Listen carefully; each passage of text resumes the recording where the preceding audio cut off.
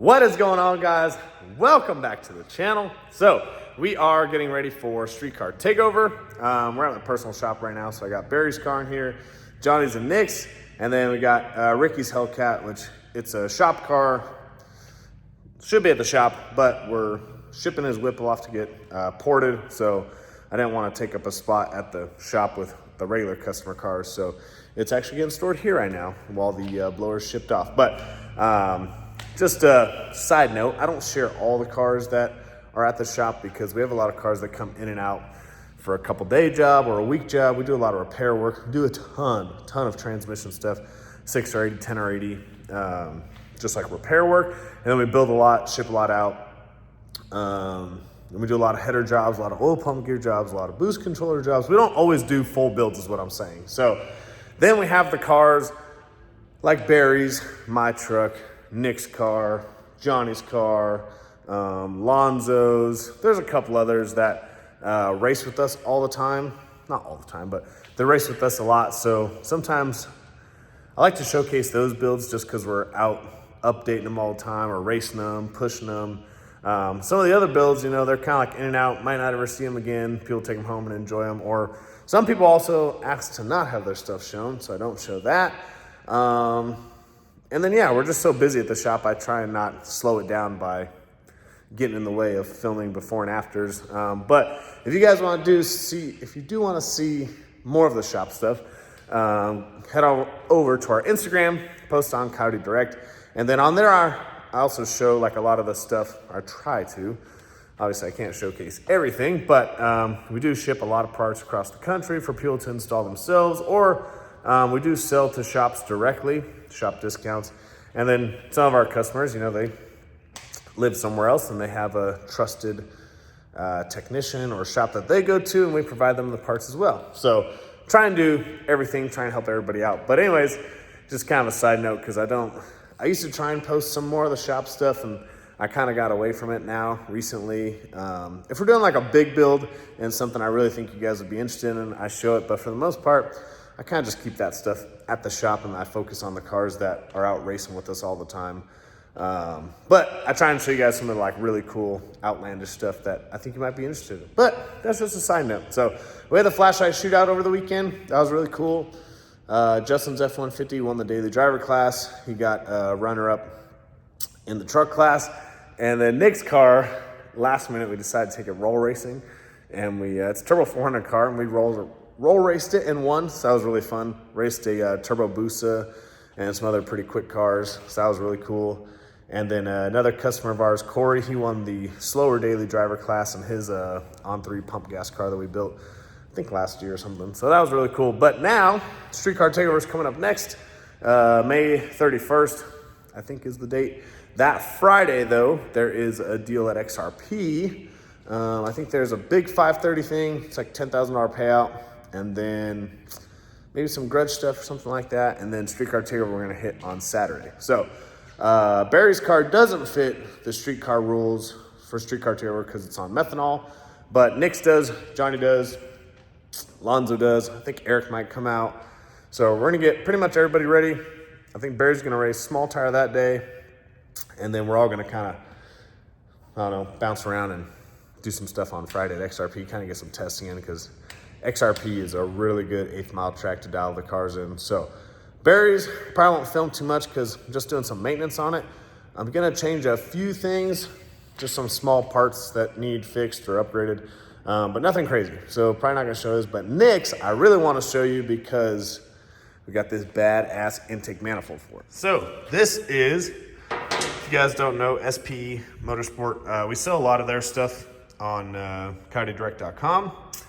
A lot of GT500 parts, a lot of Mustang parts. I think they're starting to come out with some F150 stuff, but they have a lot of really cool stuff for the S550, like billet throttle body adapters.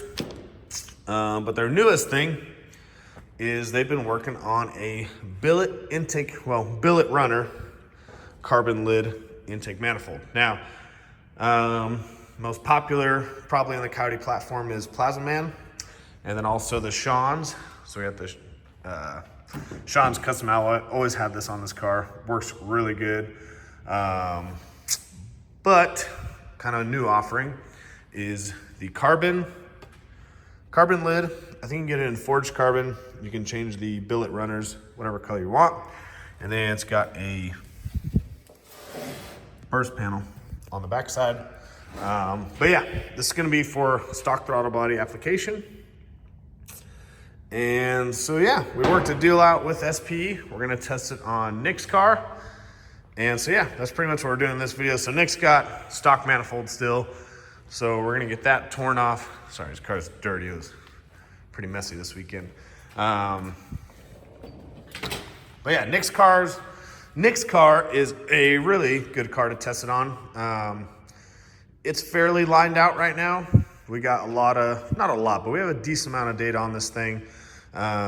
We did have, this coupler gave us some trouble. So I was already gonna cut all the clamps, or cut all the intercooler pipes back and put HD clamps on everything. So this literally could not have been better timing. So now what we're gonna do is swap over to the carbon manifold.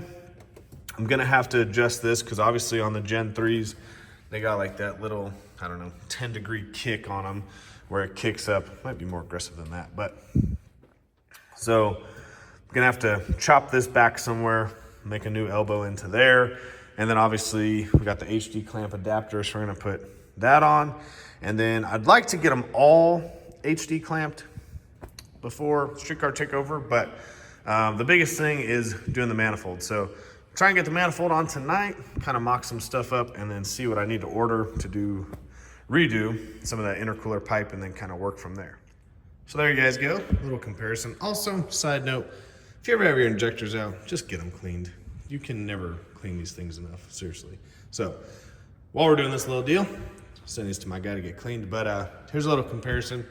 18 manifold, Mustang manifold, SPE Carbon. Now this thing, it's not, well, shit. Hold on, let's see. Let me give you my most accurate scale here, okay? These two things.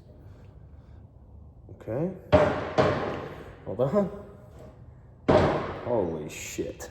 Okay, you know what? We're gonna have to get this on a scale. Let me go get my scale. Okay, so let's use the handy dandy race scales here. Oh, my thing fell. I cracked my screen a long time ago, but you can still works. So it is what it is.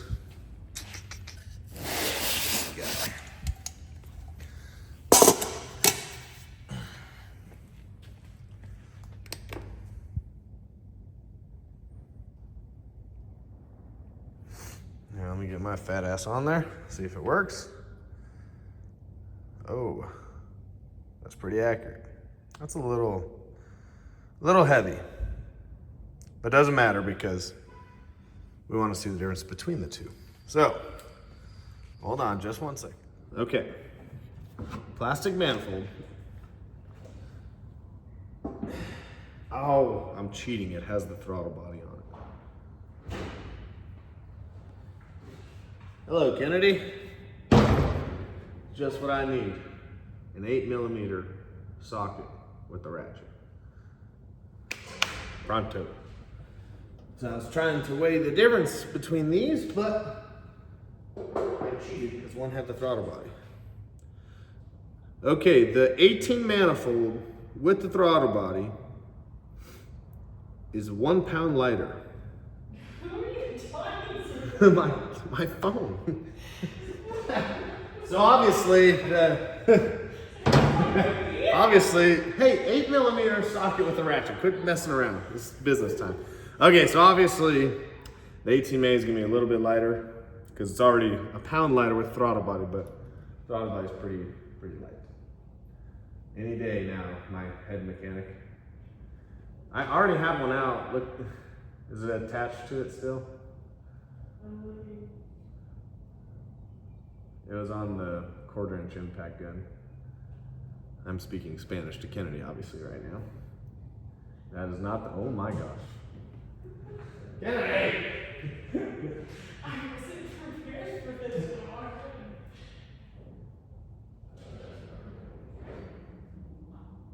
What? See if you. Alright. I set Kennedy up for failure, but still.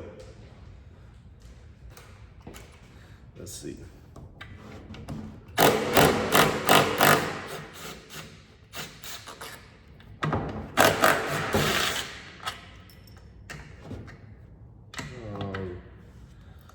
Okay, I need an 11 wrench. I think it's in the second drawer, second or third. And move this coupler out of the way. So let's see. I don't know how much a throttle body weighs. I'm guessing 1 to 2 pounds. Looky there. I can definitely find that.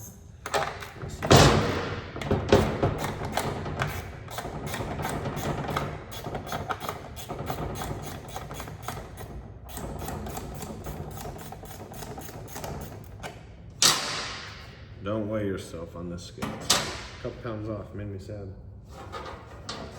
Or maybe it's accurate. I'm gonna look at it. Where's the thing at? I'm gonna say it on camera, so No, you're I'll not. show you. I'll show you. Oh, well, I just, You know, I females just are. ate. Oh, wait. Okay, go. Yeah, eat a cheat meal. It's heavier. Well, it's also at night. So it's close. Yeah. Stop moving. 236. Yeah, guys, that's my new weight. Okay. This last bolt off.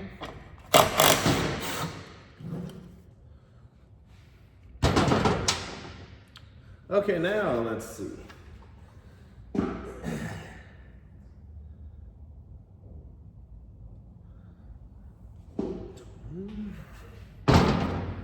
So on my scales, plastic manifold is 12, and the carbon is 16. So only 4 pounds difference. Now, I don't know a plasma man off the top of my head, but I guarantee that thing is 18 to 20 pounds, probably 20 plus.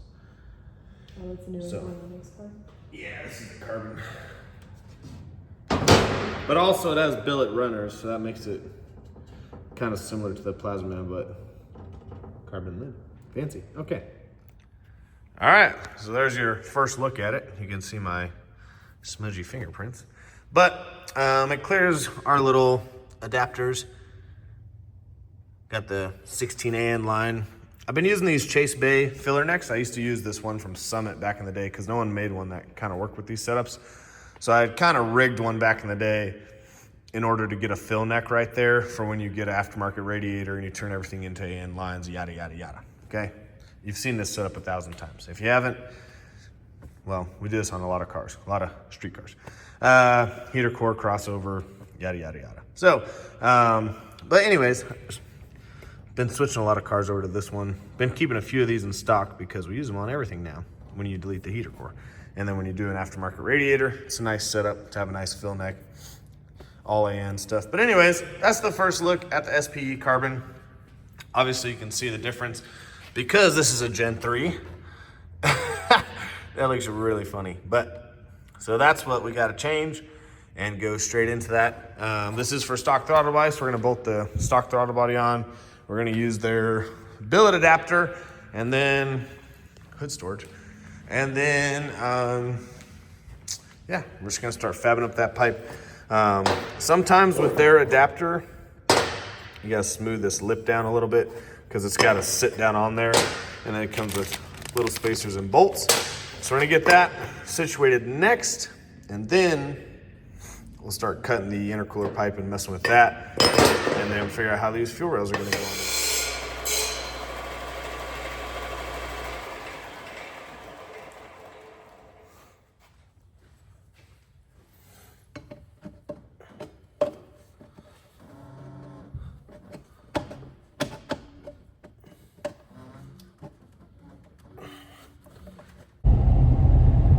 All right, guys, day 2, working on Nick's new charge pipe. Man, and I'm new to fabrication and welding. I wouldn't consider myself any of those. I have built some turbo kits, but I'm not very new, but I'm definitely newer, and I don't have a ton of experience, so definitely probably not as fast as someone that does it full-time, but I had to pick it up because didn't have anybody to weld our stuff out anymore, so picked up welding.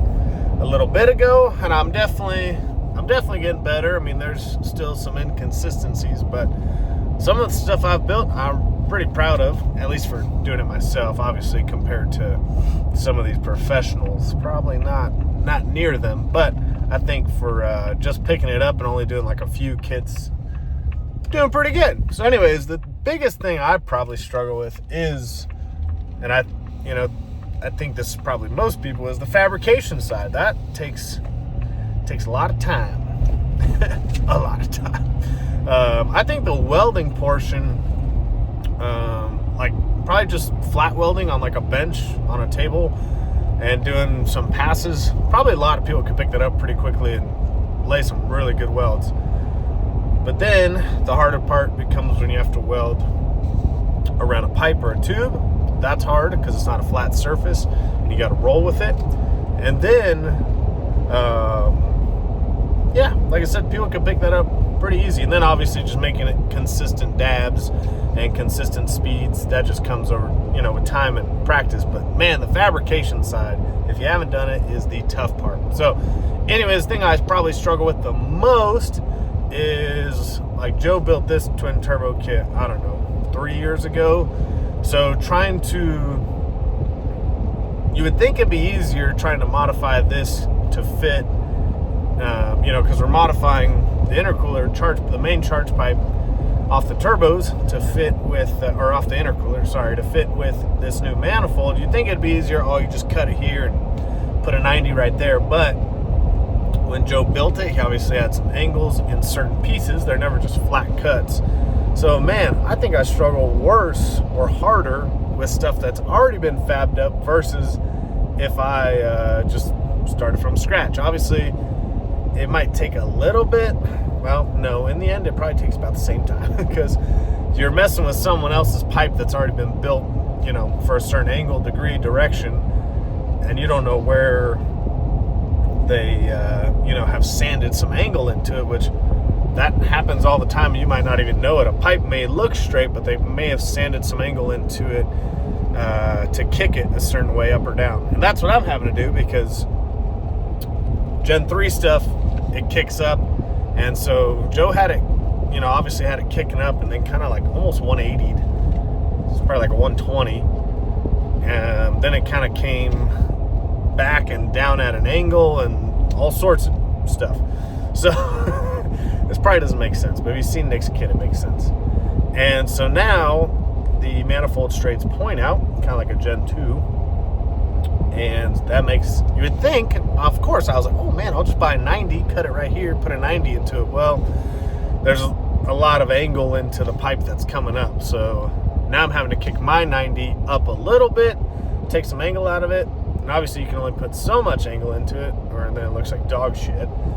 So anyways, and all my welding stuff is at the actual shop, not the shop in my house. So I'm having to run back and forth because I have not been able to buy a second welder yet. So that's probably on the list soon, is a second welder, a second grinder, and a second bandsaw. That's a lot of money right there. But yeah, I don't know. Don't plan to do too much fab stuff at the house, but maybe I will. We'll see. But the problem is right now, we're not doing, I don't think we're doing any custom turbo kits right now. A lot of the stuff we've been doing recently is a lot of motor build. We get a lot of engine assembly, long block assembly, engine replacement stuff. Get a lot of transmission builds. And then we've just been doing a lot of bolt-on kits. We'll change the flanges on them for different turbos or whatever. And then some down pipes. So I just finished some up pipes for Renee's truck. I'm drawing a blank here. Oh my gosh, it's Sunday. Should not work on Sundays. Can't think straight. But I just built some, they're down pipes, but they go up, so I'm calling them up pipes. For Renee's truck, just finished those out. I guess I could show you this real quick while we're at the shop so you guys can see them. But yeah, I needed to build those at the shop because his truck doesn't run. So like if I took his truck to the house to build the down pipes and bring it back, it would be way more work. So probably need to save up and buy a second welder, second grinder, and a second bandsaw, because that's a lot of back and forth. But so yeah, it's nice to have at the shop. We do like shock relocations, There's a twin turbo F-150 we're working on right now. We welded some tabs to mount some stuff onto the frame rails. So that was nice because the welder's there. Just boom, boom, you know, weld it up. No big deal. So, yeah. I guess I can show you guys that when we get to the shop. All right, so here's one of the downpipes I did for Renee's truck. So coming out of the truck is 3.5, so stepped it down to a 3. And then got the O2 bung right there. All super nice stainless bros stuff. And then got the matching one over here. Still gotta do the O2 on that one. And then, yeah, so this is what I was talking about.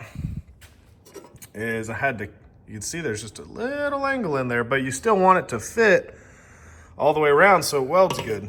So you gotta be careful not to put too much angle on that stuff. There's a twin turbo F-150 that we are, we're close-ish on. This poor truck was at a shop for 3 years, never got touched, and then guy picked it up and was missing about $10,000 to $15,000 worth of parts that he thought he had. So, yeah, we had to track down a lot of stuff. But this truck should be pretty rowdy. It's a Gen 2, so it's a 680. It's got a built trans in it, converter. Waiting on the converter to come back from Circle D, just getting a refresh. But twin turbo, it's got kind of small turbos for having a built motor, built trans, but that's kind of where he's gonna start and then go from there. Like I said, I think he's just excited to get the truck running again, but probably do an actual video on this truck when it's done, just because it's gonna be pretty rowdy. So yeah, it's got a built motor, built trans, twin turbo, fuel system, yada, yada, yada. But yeah, this thing is coming along pretty good. So yeah, what I was saying is, anyways, back to my point here. If you guys want to know, we always mount the trans coolers back here. I know people like them up front, but we use a fan. And man, these trans coolers work so good. This is the big derail. It's like 800 CFM. Fan comes on with thermostat that's into the fitting. We haven't put it on yet because we're using it for mock-up. But what I was saying is, like, see, I just welded those tabs right there. So it's nice to have the welder here for small stuff like that. But yeah, we use these, this is our extreme trans cooler kit. And if you guys wonder why they're a little more expensive than some of the rest, well, we always use, this is stainless steel PTFE line. And the reason why I use that is because trans temps get really high and there's a lot of trans pressure. Do not, please, ever use just regular soft fabric AN line. Don't ever use rubber line. Trust me, I know this because I've ran into this problem years ago. I've had friends, customers, other shops run into this years ago. If you're ever doing transmission, please only put stainless braided PTFE. There's a crimp in there to crimp the line. Now, I've gotten away with it before, but I'm telling you, the time you don't get away with it, you will be so mad at yourself and you'll have a mess and hopefully you don't wreck. So stainless steel PTFE lines. But yeah, we typically mount them in the back. You can put them in front of the axle, behind the axle. This one I'm putting behind the axle. But yeah, that's what I was talking about, the tabs I welded. So this truck should be pretty rowdy when it's done. I've been doing a few Hellcats lately. I was gonna do a video on the other one we did, but never got around to it. But this one just got Texas speed cam, smaller upper. It already had a lower on it. Fuel system, injector, Z85. We use ZH tunes for all the Hellcats that we do. So we got another Hellcat coming back, which is Ricky's. We did a Whipple fuel system last year on it. This year we're doing built motor, built trans, and ported blower, and a couple other small odds and ends. But we do Hellcats. We've done a handful of Camaros and Corvettes too, but since I started with Hellcats and Kevin still has them, we still get a decent amount. So we've done a few recently. Like I said, we just did one that was 3.8 Whipple fuel system, cam, whole 9 yards, ZH tune. So these things are fun on the street. They're rowdy.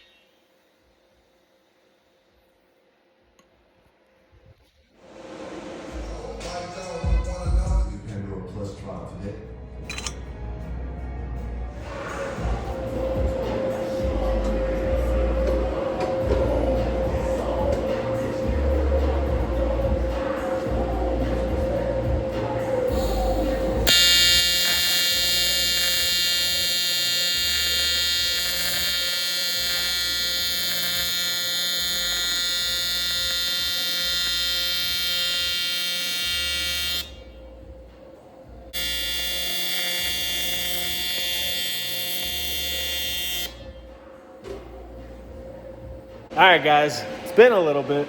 Been hammering on nicks, doing a bunch of shit today. But I've never welded HD clamps to turbos, so to compressor cover. So don't judge me too hard. But essentially, you're welding thin aluminum to cast aluminum, and cast aluminum's dirty. Plus, it was already powder coated, so I had to like really get in there and clean it as best as I could.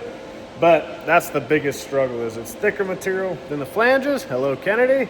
And so you got to get it really hot. You're really supposed to preheat it, but I couldn't find anything to preheat it with. So first time doing cast. I don't know, you always happen to. So anyways, yesterday I cut all the regular couplers off nicks and did these Motion Raceworks HD clamps. So I got the little ferrules, that's what you call them, welded on there. Not too shabby. So all the way around, I got the bottoms. If you want to see the Motion logo, I got the bottoms. This one's pretty much done actually. It's going to the main pipe. Gotta just weld that one. So yeah, got 3.5 inch HD clamp up there, and then HD clamp there, splitting off to 2.5 inches. I need another 45 to finish this side. Oh, so I need a 45, a little 45 in the straight to finish that side. So I'm switching to doing the turbos now and doing these upper pipes to the compressor covers. So that is where we're at.